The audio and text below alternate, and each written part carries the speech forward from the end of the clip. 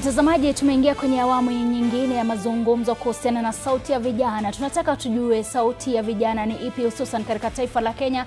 Nafasi yao kwenye uongozi ni ipi, na labda iwapo serikali ya sasa inaweza kuwapatia vijana nafasi yao kama vile ambavyo wamehisi ama wameshinda wakisema kwenye maandamano. Wakati mwingine tumewaona wameweza kujitokeza ili kuweza kukashifu serikali, na labda vijana wa sasa iwapo wako tayari kuingia ama kujitosa kwenye ulingo wa siasa ama vipi. Ndani ya nyumba nina wageni wangu, mmoja wao kwa umbali kidogo ni Charity Waweru ambaye ni mwenyekiti wa vijana katika vuguvugu la Linda Wananchi. Atatueleza zaidi wana mikakati ipi kuweza kuwawezesha vijana. Katikati yake tunaye Kadide Francis ambaye ni wakili, na pia kando na karibu na mimi hapa nina Omwansa M. Omwansa ambaye ni kiongozi wa vijana katika chama cha UDA ambacho ni chama tawala. Hivyo basi, mpenzi mtazamaji, moja kwa moja pia unaweza wasiliana nasi kupitia mitandao yetu. Facebook ni TV47 Kenya, YouTube tuko mubashara TV47 Kenya, pia kwenye njia ya X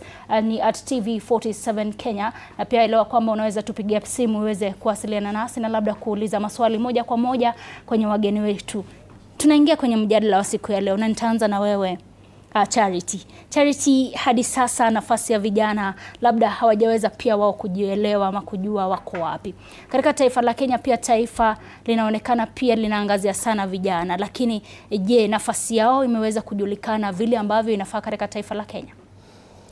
Asante sana. Nafikiri kwa taifa bado, lakini vijana wenyewe wamejitambua. Vijana wenyewe sasa hivi vijana wamejitoza kwenye siasa, wanaelewa siasa, wanataka kujua ni nini kinaendelea kule kwenye ulimwengu wa kisiasa. Lakini taifa bado halijatutambua vile inavyofaa. Na kwa nini unasema hivyo? Kwa sababu tukiangalia kulikuwa na ile 10 point agenda. Na pale kwa ile 10 point agenda walisema moja ilikuwa ni kuhusisha vijana, ilikuwa inclusivity of the youth, ikikuja ni maneno ya governance na hii kuendeza serikali. Lakini tukiangalia hadi wa sasa tuko na CS wa health na youth affairs, wa youth affairs na gender. Yule CS ako na miaka 56, yani miaka 56, bali ni CS wa youth affairs. So kwa vile ninajiuliza kama CS wa youth si youth, vijana wamehusishwa wapi? Nitaja kwako, nitarejea unieleze Linda Mwananchi inahusisha vipi vijana. Lakini Kadide, kama wakili wetu, labda tueleze iwapo sauti ya vijana imesikika kwa namna moja ama nyingine katika taifa. Naweza sema kwa vijana vile Charity amesema wamejitambua sana. Mimi mwenyewe nikiwa mmoja wao. Tukiangalia mwaka wa 2023, sikuwa ninajali nini inafanyika, nani ni rais, nani ndo ni maeri ya MP, sikuwa ninajali hizo vitu. Lakini tukikuja kwenye huko katika mwaka wa 2024, 2025, 2026, ninahusika sana na kile kitu yenye inafanyika katika hii nchi yetu. Kwa sababu it shows what do I have it for me in the future. Na tuwezi endelea kufikia na bad governance. So lazima tuwajibike na tuongee kwa upana na kwa uwazi kenye inafanyika katika nchi yetu, ndio tukue na uongozi bora. Ndio sisi kama vijana pia tukianza maisha yetu tuanze kama iko sawa. Isiko tunateseka. Na naelewa pia vijana wana haki zao kwa namna moja ama nyingine. Tutaja kwa maana wewe ni wakili, utueleze iwapo umeshuhudia kukiukwa kwa haki za hao ambao ni vijana. Lakini nije kwako Omwansa, wewe kama kiongozi wa chama tawala, tueleze unahisi vipi kuhusiana na sauti ya vijana? Wamesikizwa vile ambavyo inafaa ama vipi? Mimi nina furaha ribo. Ndio. Nimejazwa na furaha tele. Kwa mara ya kwanza tangu tupate independence, tumeona serikali ambayo inajali vijana. Ndio. Serikali ambayo imeweka vijana kwenye table. Wanakula kuku, hawakuli kama kuku. Ndio. Sasa hivi vijana tumeona Nyota Fund. Kwa mara ya kwanza tumeona rais mwenyewe akiingia ground. Kwa mara ya kwanza. Ndio. Kitambo bajeti ya vijana ilikuwa inawekwa inapeana through proxies na ifiki vijana pale mtaani. Ndio. Lakini tumeona kwamba vijana wenyewe wanaweza kubenefit directly. Tumeona kwamba vijana wameanzisha biashara na ile mpango wa Nyota Fund. Tumeona kwamba wakati rafiki yangu hapa anasema kwamba CS wa youth na gender, ningependa sana tuambie ni ministry gani inaitwa youth and gender. Na pia tungependa sana atuambie PS wa youth Fikirini Jacobs ako na miaka ngapi? Ndiyo. Kama huyo ni kijana ama ni mzee? Ndiyo. Ama anamaanisha nini kwa kusema kwamba mtu wa CS kwamba ni mzee wa youths? So ni kusema kwamba hii serikali ambayo tuko nayo, mimi ni kijana, mimi nimefaidika sana na hii serikali. Kwa namna gani? Kwa namna kwamba mimi nimezaliwa Mukuru, Kayaba. Ndio. Nimezaliwa Mukuru pale, watoto 6, wazazi wawili, watu 8, kwa karumu kama bati kadogo tu. Ndio. Hii miaka yote tangu wazazi wangu wazaliwe, tangu generation yangu yote, hakuna mtu amewahi kaa kwa nyumba ya mawe. Sisi tunaita nyumba ya mawe. Hawa Gen Z bado hawezi elewa inamaanisha nini kusema nyumba ya mawe. Wao wamezaliwa kwa cool kid, maisha mzuri, maisha Sisi tumezaliwa kwa mabati yenye mtu atakipita pale ameanguka kwenu. Unatoka shule unapata kumechomekewa. Lakini huyu ni rais ambaye amekuja amenipiga nyumba inaitwa affordable housing. Inakaa pale block B. Mukuru Estate. Hiyo ni nyumba ambayo amenisaidia, amenitransform directly. So kama mimi nimefaidika pia, I'm very sure and I can confirm that many of our youths wenye tumecheza Kalongo pia wao wamesaidika. So according to me as a youth, I'm very happy that this is a government that listens, this is a government that supports the youth by far. Ningetaka kufahamu, maana ndio tunawaona wale ambao ni vijana wanafika kwenye maandamano. Iwapo serikali hii inawasikiza, mbona basi waweze kwenda kwenye maandamano? Nirejea kwako Charity tujibu swali hilo, labda kulingana na wewe. Anasema serikali hii imeweza kuangazia masuala ya vijana, lakini bado tunazidi kuona vijana wanafika kwenye maandamano. Sijui iwapo una kauli yoyote kuhusiana na msimamo wako. Unajua vijana ni wingi. Yeye ametuambia yeye alisaidika, yeye ni kijana. Ndio. Yeye ni mmoja. Na mmoja akisaidika wote hawajasaidika. Ametuambia tu ni kama mimi nimesaidika, ninaona pia wenye tulicheza nao Kalongolongo wamesaidika. Hapana, wange kutuambia hao wamesaidika. Yeye amesaidika ni sawa. Ashukuru serikali kivyake. Bali sisi ambao serikali bado haijatufanyia chochote na tuoni kama inaweza tufanyia chochote, tutaendelea kutokea maandamano. Tutaandamana kwa sababu hakuna vile mafuta inapanda na shilingi 7 in 1 month. Explain, it's not adding up. I make sense at all. Kwa hivyo vijana watatokea maandamano mpaka ambapo watasikizwa kwa ukamilifu. Huwezi niambia ati serikali imeleta kazi, ila hali serikali yenyewe imeleta hali gumu ya kimaisha ya kwamba makampuni yanafunga, makampuni ambayo yalikuwa yameandika vijana. Huwezi patia vijana 5 kazi, wengine 20 wanapoteza kazi, bali wataka tukupigie makofi. 1 + 1 is not 2. Kwa hivyo unapinga kauli yake Omwansa.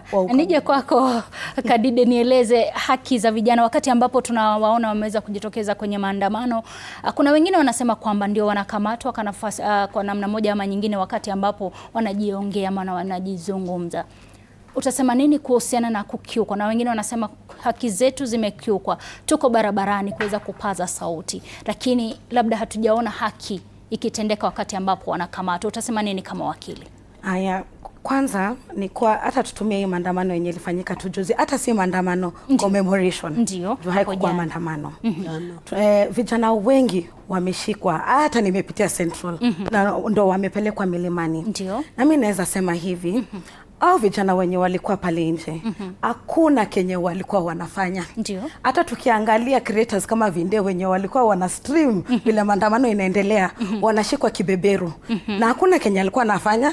So mimi nimekuja kufikiria hii National Police Service, are they extorting youths? Kwa sababu nitafungwa, alafu nitaenda kupelekwa kotini, lazima tena nilipe cash bail. Hiyo cash bail bado sina kwa sababu sina kazi. So sisi kama youth tunafanywa nini? Hiyo ni kutu extort hiyo pesa.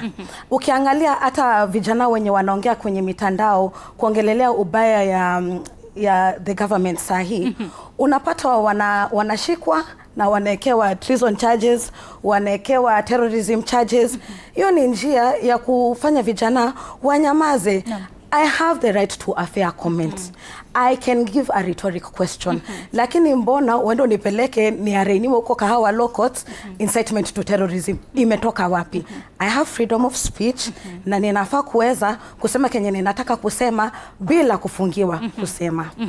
Shukrani sana. Omwansa, umesikiza kauli ya wakili wetu hapa, na wakati ambapo vijana wanajitokeza kwenye maandamano wanasema kwamba sauti zao bado hazisikiki. Kama chama cha UDA, uhamasisho wenu labda wakati ambapo pia tunazingatia haki za vijana na kila Mkenya, mnamfanya vipi kama chama cha UDA na chama tawala? When last did we have a maandamano in this country? Ni lini mwisho tulikuwa na maandamano kwa hii nchi? Tulikuwa na maandamano lini? kulikuwa na maandamano Wednesday, maandamano ya kupinga maandamano Josephine. Tulikuwa na maandamano Kisumu ya kusema hawataki maandamano. Sijawahi sikia hiyo, but tulikuwa na maandamano ya kupinga maandamano. Jana kulikuwa na commemoration, lakini serikali iliamua kuiita maandamano. Sisi tuliita maandamano, sisi tuliita commemoration. Kumbukumbu. Wao wakaita. Tulikuwa na ya fuel juzi ambapo tulipoteza watu, tulikuwa na ya Ebola ambapo tuliuliwa watu wawili. So sielewi Omwansa anasema. Omwansa tumjibu. Na Omwansa. Maandamano ilikuwa. The answer to that question was very simple and direct. When was it? Sio story mingi. Si ndio? Tumekuwa na maandamano. Aya, good. And I asked my very good beautiful host here. Good. Kumekuwa na maandamano. And I'll tell you this for sure. We have our, you've named her our lawyer here. I'm a student of law. I'm not a lawyer or an advocate yet. But again, in my constitutional law class, my lecturer, the late Silas Aluku, will always tell us, and she knows that very well, that there are no rights or freedoms without limitation. All rights and freedoms have limitation. There is to an extent that you can reach. She has mentioned about the blogger, I don't know how they call him. That guy, if you look at the context of how he was arrested, that guy alikuwa anaenda huko anachokoza askari, is trying to pop, you know, to their eyes directly, kuambia like utadu. But then the police did what they are supposed to do. Huwezi kuja kuandamana and then unakuja hapo unataka kurekodi hapo unaongea vibaya. Polisi wanafaa hasa kufanya nini? That is what they did. They arrested him to maintain peace and order. She has said that many people were arrested yesterday. Commercial activists sahi wamekasirika vibaya sana asubuhi. Wamekasirika kwa sababu hakuna kichele itaingia kutoka majuu. Wamekasirika kwa sababu there is no one who was shot yesterday, no one who died yesterday, no one who was injured. Sahi ungeona wanakimbia mahospitali kwa manyumba wakisema sijui poleni tumekuja kulia na nyinyi. Ili watumue pesa kutoka majuu, kutoka Ford Foundation and all that. But the country for the first time, and I want to applaud. Hakika wa hilo? Niko na hakika. The report, what did the report of Super CS Murkomen say? It's only 355 people who were arrested. There were no injuries, there were no fatalities, and we thank and I congratulate them. That is the same energy when they castigate them and then they tell them that serikali haifanyi kazi. It is good also to appreciate that we have a ministry headed by Super CS Murkomen and Super PS Raymond Omolo CBS who ensured that the whole country yesterday was very peaceful and orderly. You see, that's what we have been crying now to say, serikali inaua watu. But yesterday you saw how calm it was. Kila biashara zilichungwa. We have not heard that this was looted. Let me finish my point and say this. These people who were arrested. Umesikia kwamba kuna askari alienda kwa nyumba kushika mtu? Umesikia hiyo? Hakuna. Umesikia kwamba kuna askari alienda kwa kanisa ama kwa kazi ya mtu akashika wakiwa kazini? Hapana. These are the people who came out to vandalize. We saw videos, people demolishing the road.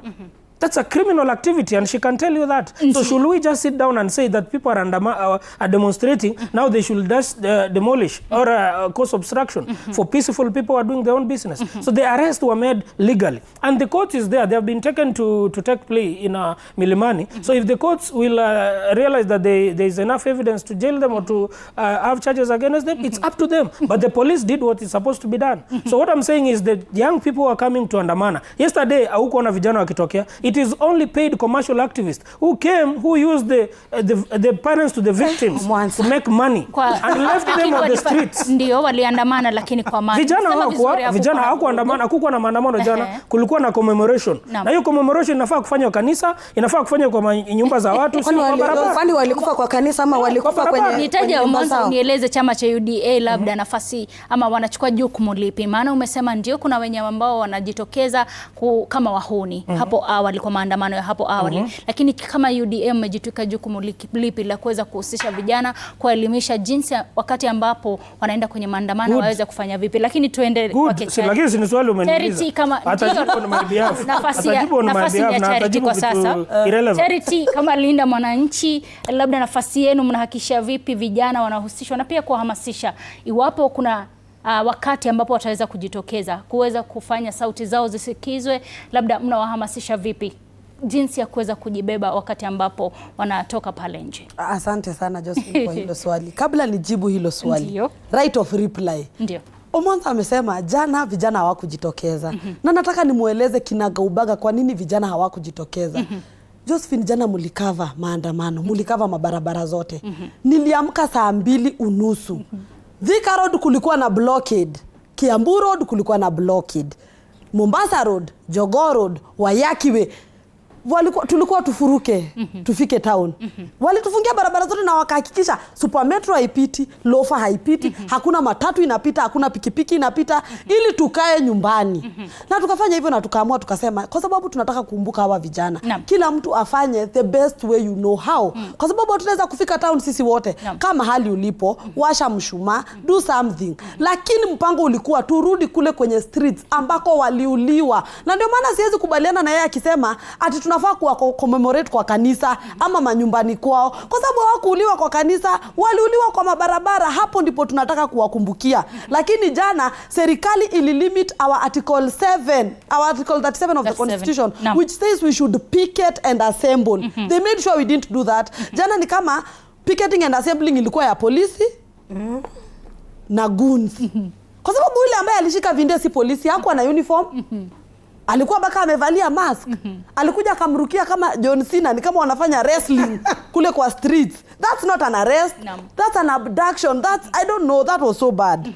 Tueleze kuhusiana na tunahusisha aje vijana. Linda Mwananchi it's a movement that started by the youth. I was one of the persons mwenye alianzia mimi ndio Sifuna, sisi ndio Sifuna. And it's very important that Sifuna acknowledges that. Kila mahali akisimama huwa anasema ni Jenzibadi na Abizuena ambao walianzia sisi ndio Sifuna. Politicians wengi they don't do that. Hata waki-infiltrate movements za young people, they own them. Tulianzia tuko kadi, wali-infiltrate wote and they owned it. Tuliona baka party leader or Mwanza akifanya ati niko kadi na Ruto. Ilhali that's a campaign from the young people and by the young people. Lakini our leader in the Linda Mwananchi acknowledge kazi ya young people and he doesn't infiltrate what the young people have begun. Kule kote kwa kikundi chenu cha Linda Mwananchi, Mwananchi kwa vijana.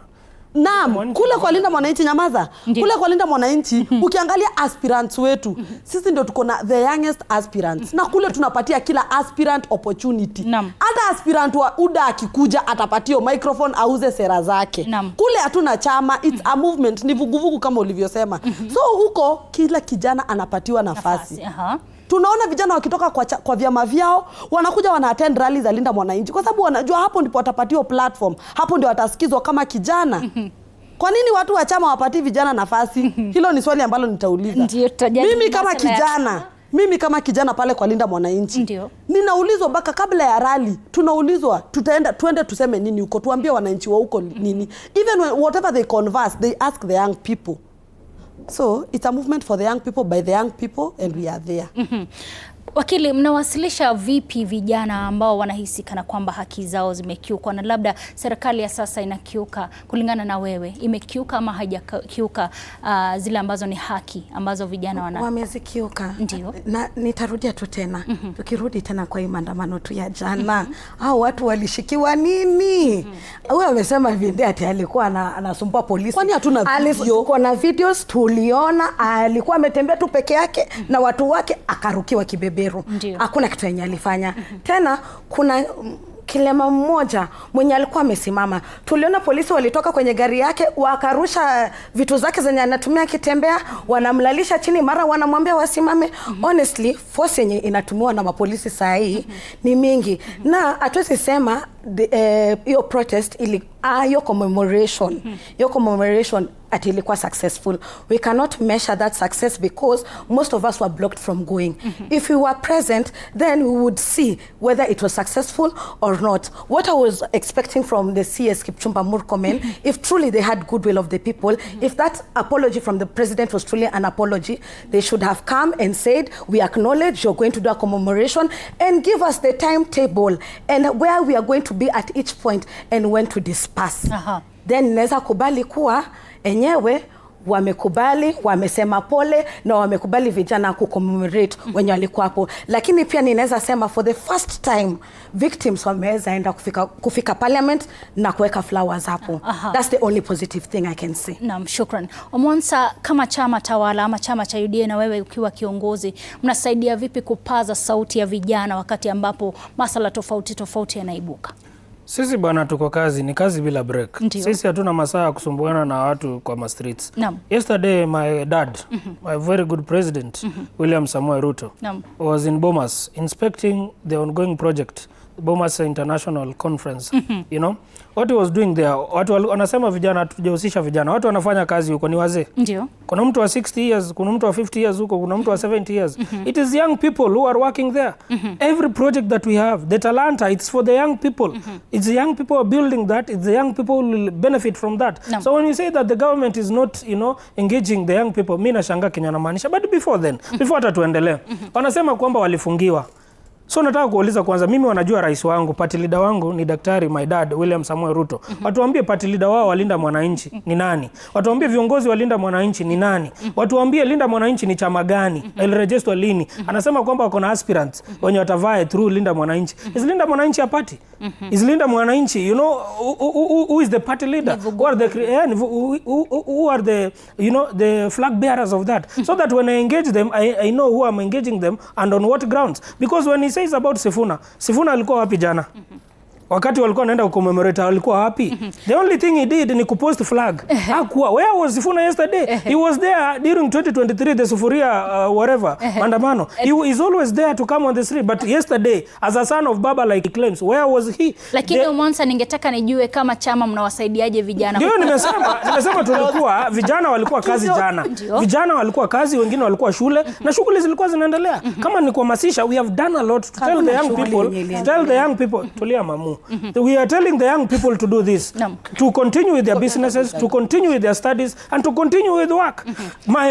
Yesterday, the CS for ICT was in Olkalau, you know, launching or handing over the ICT hubs. That is work. When you walikuwa uko na benefit na hizo ICT hubs ni vijana. Raymond Omolo was in Mombasa, Mikindini. He was also there to ensure that the rehabilitation center, the only public facility that offers free rehabilitation for the hours when you're affected na drugs and all that. You get that? So that is what we are doing as a government. We are not just talking kuenda TikTok na kupiga mavideo huko na kuambia watu wabebe sijui flag and what. No. And I want to remind this as I finish. Whatever happened in 2024 and 2025, whatever happened there, it will never ever happen again in this country, Kenya. They better change the tactics, and the tactics that we only have is 2027 through the ballot. Siku za maandamano zimeisha, siku za kuenda huko kuchoma parliament zimeisha, siku za loot, because these are the goons, the people that I'm having in the studio here. These are the chief goons that are being used to perpetrate falsehood and opinions that are not factual. Yes. Kauli yako Mwansa, maana wale ambao nimeweza kuita hapa sioni kama these are the people who are calling people. Sawa, lakini kauli yako. That's why we close the roads. That's why we block the road so that goons like them cannot access CBD. That's why we are peaceful by the way. Otherwise wangechoma. Ndio Mwansa, wacha tuende na decorum kidogo. Charity, nije kwako. Alizungumzia masuala ya nyota hapo awali na wakasema kwamba serikali imeweza kuwawezesha vijana na pia kusikiza sauti ya vijana wakati ambapo wanasema ndio tuliahidiwa ajira, na labda akasema UDA imekuja na nyota. Lakini unahisi vipi kuhusiana na nyota? Je, ni ya miezi tu ama ni karia, ama baada, nitarejea kwake atueleze baada ya miezi ambapo nyota itaisha kutaenda vipi na vijana? Sijui msimamo wako ni upi na serikali ya sasa katika kuhakikisha kwamba inapaza sauti za vijana. Nyota Fund. Unajua ubaya wa hii serikali ni ya kwamba hawaelezi wa Kenya kila kitu. They don't tell us everything. It's very important Kenyans to know that Nyota Fund is a loan. Kenyans will pay. It's not money that William Ruto dished out of his pocket and said, let me gift these young people. ni loan ya kwamba tutalipa kama wa Kenya. Unaelewa? It was a whole PR stand. Kwa sababu mimi Josephine, kuna jambo ambalo sikuelewa na Nyota Fund. Tuliona rais akizuru nchi, akipanda ndege, akienda Lodwar, akienda Ukambani, akienda kulaunch Nyota Fund. Ila hali ilikuwa tu anamaliza speech, button inafinywa, ile pesa inaingia kwa simu ya vijana. Umuhimu wake kuenda pale ni nini? Kumbuka wanatumia pesa za raia. Walikuwa akienda hivi, akirudi mamilioni imetumika. Bali anaenda anachia kijana 22,000. Na anataka yule kijana ampigie makofi na aseme rais ametenda. No. Kuna case ambayo walienda Ukambani. Kijana mmoja akatumia ile pesa ya Nyota Fund. No. Rais akamuita ile kuconfirm. Huyo kijana akamuonesha kwa simu ndio hii. Rais akashangaa. Akamwambia, "Ya, kwani huko na pesa nyingine ulikuwa tu umengoja hii ya Nyota Fund?" Ninashanga, hii serikali haijui imefikisha wananchi wapi. Hawajui, wamezoea pesa yetu mpaka hawajui sisi hatuna. Ya kwamba rais mzima anashanga kuona kijana hana pesa.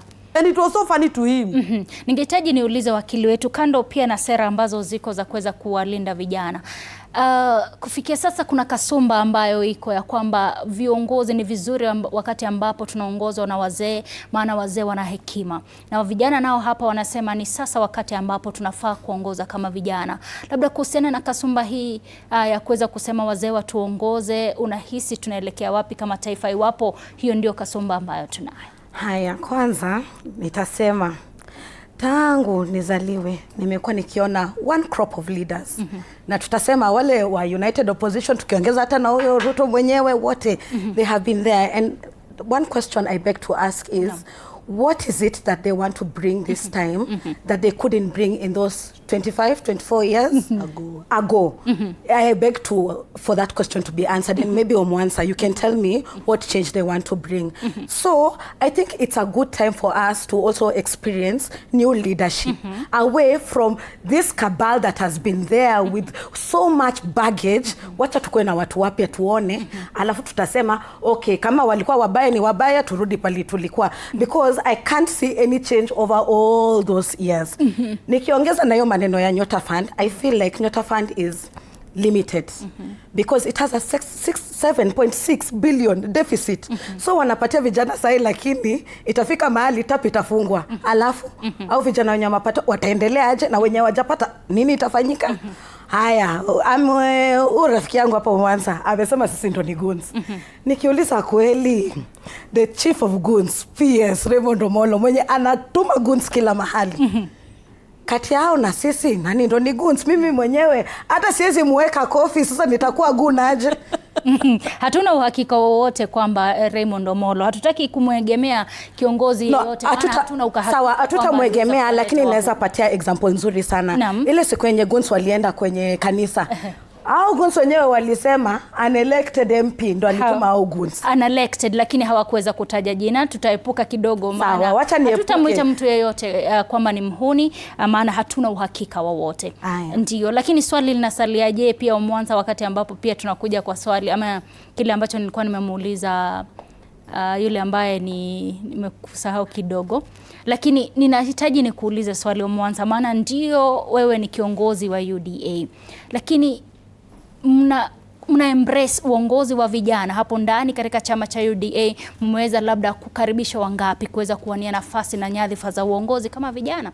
Personally, I'm vying for the Starehe member of county, member of our constituency, member of parliament in the 14th parliament that is coming. But again, that is what I'm telling you, that vijana wamepewa nafasi kubwa sana kwa chama chama tawala. But I just want to ask our good friends here. Rafiki yangu on my right, we are learned friends or juniors. Anasema kwamba akina Kalonzo, akina Gachagua, they have been here for 40 and so koso years. Sijui what will they do? Nimeuliza party leader wako. Unajua aje nijibu swali bado. Party leader wao ni nani? Sisi hatuna party. Sisi hatuna party. Tuko kwa movement. Sasa kama hamuna party, hao wenye mnasema nimekuambia aspirants wa other parties, they come to talk on our rally. Even Wiper aspirants come and talk in our movement. Let me answer them. Lakini Josephine, huyu hata anapati wangu microphone akiwa you project vitu vyake. Wakati wake azungumze. No, I was asking them. You see, they are lacking etiquette and they are very beautiful. It's so sad to do that. Now, back to my whatever. They are saying that the old people, the old people sijui wameka kwa hii serikali, their own leader wanasema mimi ndio Sifuna. Kwani hiyo sio kiongozi wao? Ama wako leaderless? Kiongozi wa yetu. We are partyless. If you are partyless, tell your leader Sifuna to resign from ODM if he's a man enough. If they are partyless. Kama wao ni leader mwananchi na wako partyless. But this is what I'm telling them. Their own leader wanajita wao ndio Sifuna. Wao ndio Sifuna mwenyewe alisimama huko akasema kwamba they are going to partner. They are going to work with the United Opposition. They cannot win alone. So if they are going to work with Gachagua, why is it that again they are supporting and saying what Gachagua has been doing for 40 years, what Kalonzo has been doing for 40 years? I mean, they should have a stand. These people, we have a stand on one side. We have a stand on one side. Ndio Kadide, lakini tunarejelea pale kwa vijana. UDA imeweza kupatia nafasi vijana. I have answered that question. I have answered that question 1,000 times. I've told you this. Anasema kwamba Nyota Fund hiyo sijui hiyo pesa ni kidogo. Muulize sasa hiyo pesa yake akona ngapi? Kama akona hiyo 20,000. Serikali imenifinyilia sina. That 20,000 it's a good money for you to start a business. 20,000 unaweza fungua hata uanze biashara, hata kuuza nguo, ufanye biashara, hata kuchukua bodaboda pale ulipe mdogo mdogo. 40,000 unaweza nunua, hata unaweza chukua hata ka laptop uanze hapo coding pole pole. 20,000, that is good money that you can start a business with as a young sharp person. But because they are not sharp and they don't have that business mentality, wanaona kwamba hiyo 20,000 leo ni Friday ya kuingia pale wapige kitu na ishe. But what the government is doing for the young people, it is a lot. All these projects that we are talking about, the Mau Rironi Summit Road, that is road yenye inatengenezwa pia na vijana wenye wamemaliza engineering, wamefanya mechanical, wamefanya surveyors and all that. So that is what the government is doing for these young people. The government, like I've said yesterday, as they were online, the reason why tulifunga mabarabara is because we knew the goons like them so that they don't access CBD and cause mayhem. Our own youths, the government protected them. They ensure that their own business are protected. And that's how we are engaging the young people. Yes. Charity, nije kwako maana Omonsa amekasereka maana mnasema kwamba kasirika, nawaambia ukweli. They need to get their facts right. Sawa. Charity, nieleze Linda ama vuguvugu la Linda Mwananchi lina embrace vipi uongozi wa vijana? Labda hapo ndani mnawaambia nini vijana wakati ambapo mnatoka nje kuweza kujitosa pia kwenye siasa? Na labda tell us, tuweke wazi kuhusiana na mipango ya Linda Mwananchi kuhusiana na vijana na sauti ya vijana. Josephine, wewe nitakuweka wazi baada ya show. Kuna mtu alisema when the enemy knows your strategy, you have no strategy. And so politics is strategy. Tuongee ukweli, siasa ni strategy. Kuna mwanasiasa mkubwa sana kwa hii nchi alinikaisha akaniambia, in politics, when you say something, when you do something, how you do it, where you do it is very important. Politics, timing is everything. You understand? And so I just wonder, I'm asking myself, why are the people in government so quick to rush us who are in opposition to do what we are going to do later? Kwa nini wanatuharakisha? Why are they? What plan do you have for youth? Acha kelele mingi. What plan do you have? I'm a youth and I'm here. This is a plan for the youth. I am controlling this panel. Charity, tafadhali. Thank you very much, Josephine. Yes. Why are they in a rush? Why are they rushing us? We are in the opposition. Why do they want to tell us what to do? Atiambia Sifuna resign. He's a politician. He has been in politics. He knows when to do it. He knows how to do it. So I wonder. And again, I want him to know this. Linda Mwananchi is a movement. It's not a party. We've made that very, very clear. In Linda Mwananchi, we have people from Jubilee. We have people from Wiper. We have people like me who are partyless. I don't have a party, but I'm in Linda Mwananchi. That's the goodness of a movement. And it's good to note that ODM, that party, anashinda kitumbiembi hapa, ODM was a movement for 2 years before it transitioned into a party. Linda Mwananchi ilianza 3 months ago. Why are they in a rush? Are we giving them joto kwa tumbo kama kuna kitu kama hiyo? Ulikuwa umalizie? Vijana wanapewa nafasi kwa sababu mimi niko hapa na vijana nimepewa nafasi. Ndio.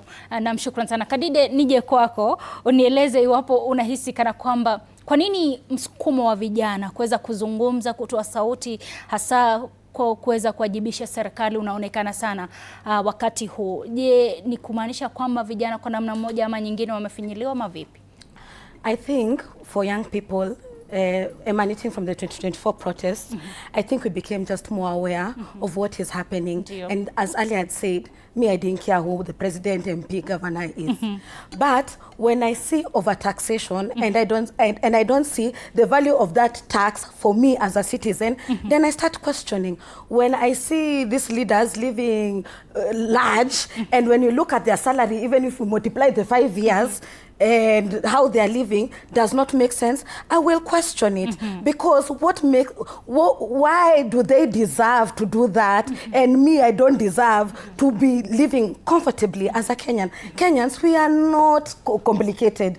We just want the basic needs: food, health, shelter, clothing, school, an economy where I can thrive. But say, you cannot thrive in this economy if you have a restaurant. Ndo hiyo tourist levy unalipa, bado unalipa KRA, VAT, bado watu wa nini wa fire, they are coming to you, bado, yani, the payment is a lot, and you wonder at what point will I make the profits? So basically this government has stifled businesses.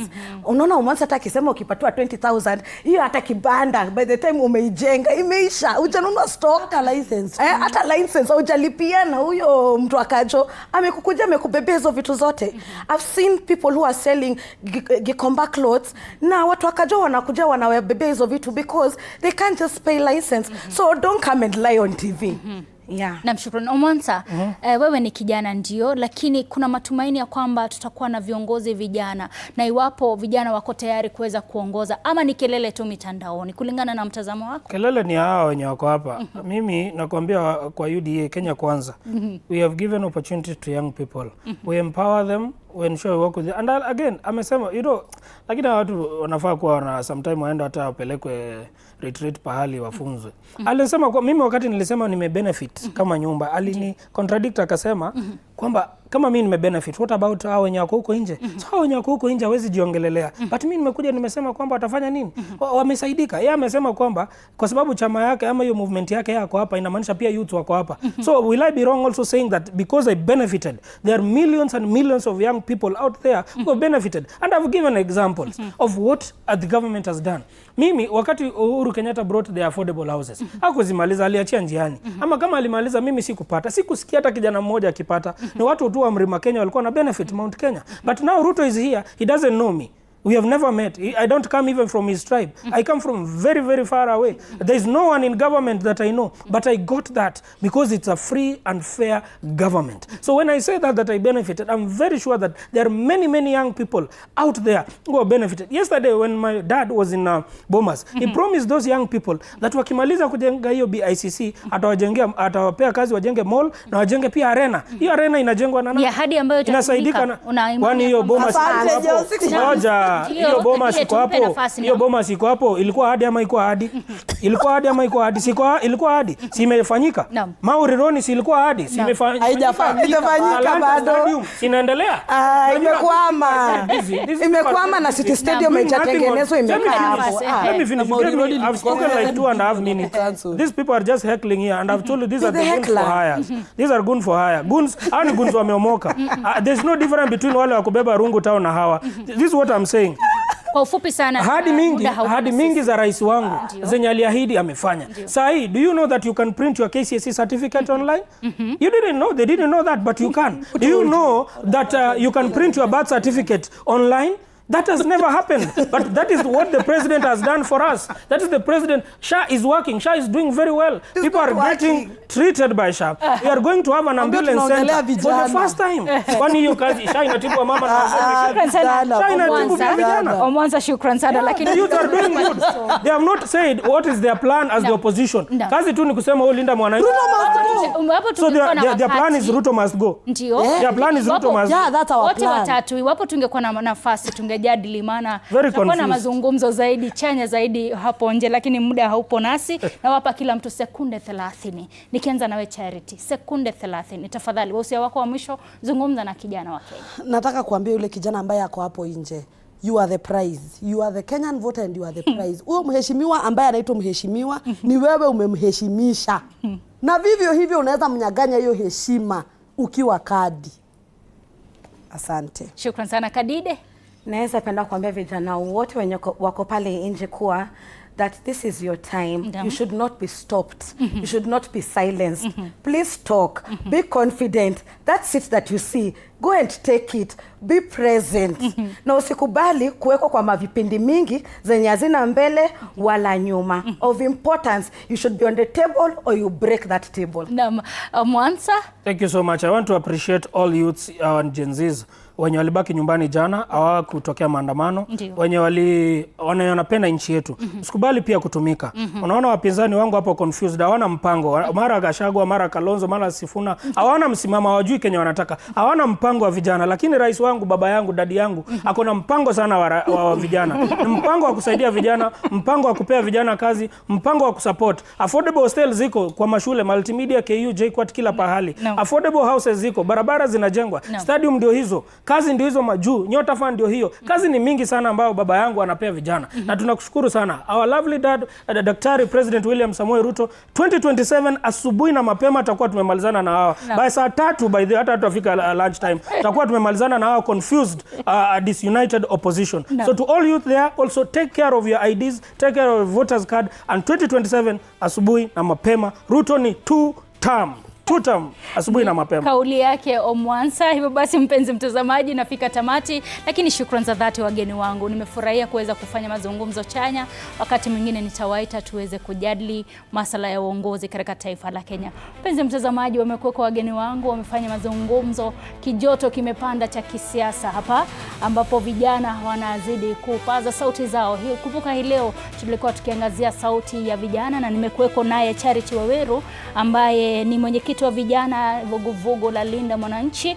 Pia tumekuweko na Omwansa ambaye ni kiongozi wa vijana chama tawala cha UDA. Pia tumekuweko naye Kadide Francis ambaye amekuwa kiketi kama wakili. Hii leo tukaweza kujadili masuala haya. Wakati ambapo tutapata wakati zaidi, tutakuwa tukijadiliana kuhusiana na nafasi ya vijana katika uongozi. Basi nafikia tamati hapo, lakini usiondoke, maana tutakuwepo na kipindi kingine cha Now Report tukiwa naye Furaha Brian ambaye atakuwa akituletea kipindi hicho.